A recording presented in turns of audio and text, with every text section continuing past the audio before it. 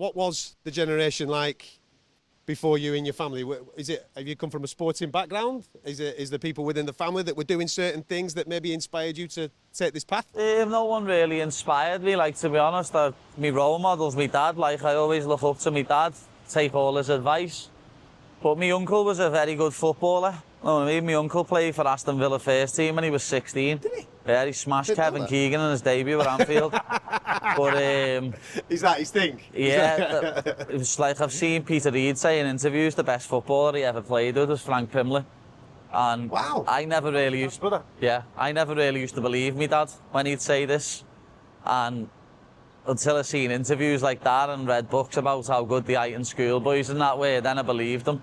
But my dad always said his attitude got in the way, and his drinking and his partying and his womanising, you know what I mean? He would have been the best footballer of his generation if it weren't for that. And I nearly went down the same path, you know what I mean? When I was like 21 and I won that world title and I thought I was the bee's knees, I nearly went down the exact same path, lad, partying all the time and not listening to me coaches or my family and just being an idiot. So I'm glad I had that time on Cage Warriors, and it sorted me out, because I could have ended up like Frank, who rest in peace now, like, because he's died, but he ended up going over to Australia and being a legend for like Brisbane or something like that, and was just too good for that league. But no manager in England would touch him with a barge pole, because they heard about how bad his attitude was. And like, he ended up being mates with Ange Postecoglou and that, know what I mean? Yeah, but as I say, he could have been the best footballer that England's ever seen, and instead his attitude and his behaviour outside of the football pitch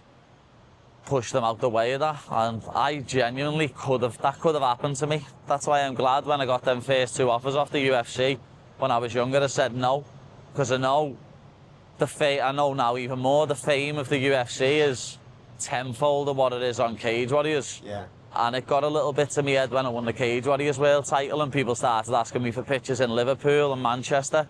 So if I would have come to the UFC back then, I know for a fact I would have went like 3-6 and got cut. The fact that I've steadily and gradually built my career up the way I have has helped me tenfold. What have you got around you then that helps you with that, dealing with fame? Because it's bloody hard, mate. Yeah, it is. It's a mad one, like, you know what I mean? It's a double-edged sword, fame, because obviously it's brilliant getting paid more money and people recognising you and people looking up to you, but then at the same time you can't just go out and have a meal with your missus or go anywhere with your mates and without getting pestered. But for people around you, lad, keeping you grounded, you know what I mean? Like, my teammates are more like my family.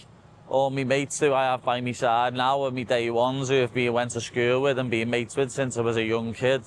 Obviously my wife, being my wife since I was 16. My family, like, all that's a conscious choice though, because I've no doubt that at one point, at one point when I was 21, 22, when I won that belt, I started like not speaking to my family as much. I was never in the gym as much. I was always out doing stupid shit. I'd only come into the gym when I actually had a fight coming up, and I was going out with other people that weren't me day ones that were just using me to get into nightclubs and stuff like that. So as I say, without that little period where I'd done that on Cage Warriors and lost a couple of fights and realised who I actually am, I don't know if I'd be here today. I think people have this misconception of you, that you love the limelight, you love to be, you know, a celebrity, you love all the attention, that you're the kind of fella that would splash out on a boat like this as soon as you could. But I know you differently. I know that's not you. I know you're not someone who's like, you know, going out there buying Ferraris and fucking looking for the limelight. In fact, you'd rather be hiding in the corner with your mates. Yeah, that's not me, lad. I hate that word, celebrity. I hate it. You know what I mean? Like, I try and save me money as much as I can, to be honest, lad. You won't catch me going out and buying stupid, extravagant stuff. I don't like wasting money. I want to keep me money for me kids in the future. And like, as I say, that word celebrity, lad, I've said to my mates so many times, lad, if you ever hear me say to anyone that you know who I am, slap me across the face. I hate that word. Like, that sentence just drives me insane, lad. Doesn't matter who you are. Treat people with respect and be polite. Doesn't matter who you are or what position you're in. Just be a nice person. Have you had any extravagances? Have you treated yourself to anything? Yeah, we'll have a sit down. The only thing I've really treated myself to is watches. Yeah. Like I bought this watch after a bonus, and I bought another watch after a bonus, but they're stuff that if I wanted to, I could sell it and get more money on it. It's an investment. You know, I've bought a house and things like that. I don't buy things that I want to lose value on, because I don't see the point in it. Oh, you won't catch me going out and spending a ridiculous amount of money on something, but it'll just go to waste.